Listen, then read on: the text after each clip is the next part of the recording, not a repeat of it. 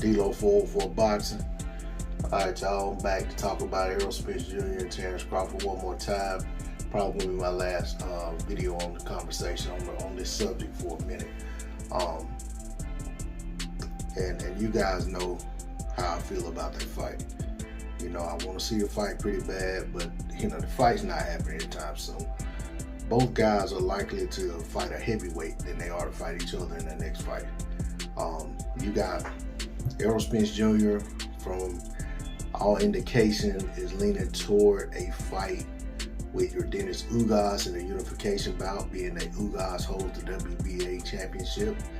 And then you have Terrence Bud Crawford, who, from everything I'm seeing, is probably going to be fighting Shawn Porter.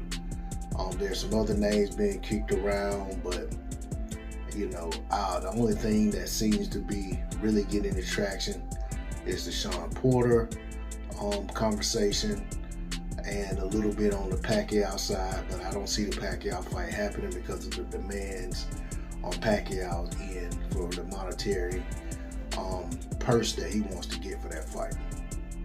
All right.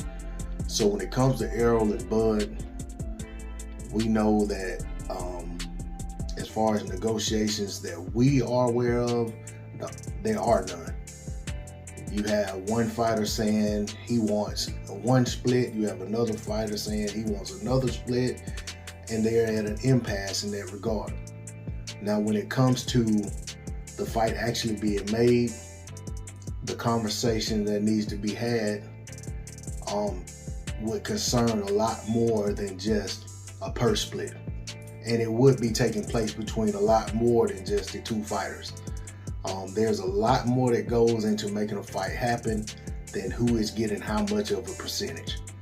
And until all of those conversations start to be had and all of that stuff is being discussed, we are no closer to that fight than we were a year ago. We're no closer to that fight than we were 2 years ago. We're no closer to that fight than we were 3 years ago. And that's the sad reality. These guys have told us countless times that they aren't ready to make that fight. People aren't listening.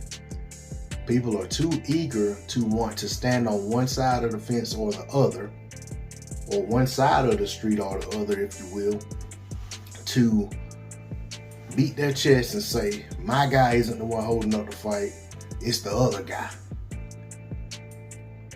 But to me, to take such a position is to ignore what's right there in front of your face.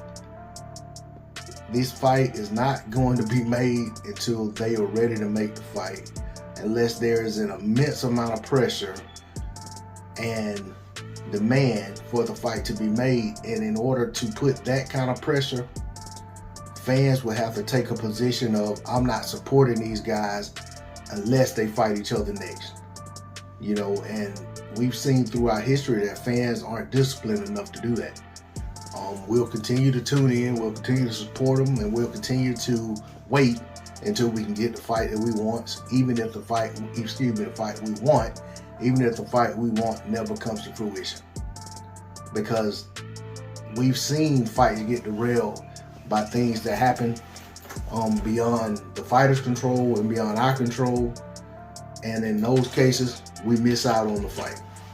But these fighters continue to get purses, continue to be stars, continue to live their lives as if they didn't drop the ball, and deprive the fans who support them an opportunity to see the fight that they were demanding. But I'm not going to continue to talk about it. I just wanted to touch on that because there's a lot of conversation, a lot of talk being had on the internet and on social media about the blame game, when in reality there's a lot of blame to go around, but it's definitely not on one side or the other. And that's just the facts of it, the way I see it. D-Lo 404 Boxing, that's all I got to say on the topic. I'm out. Peace.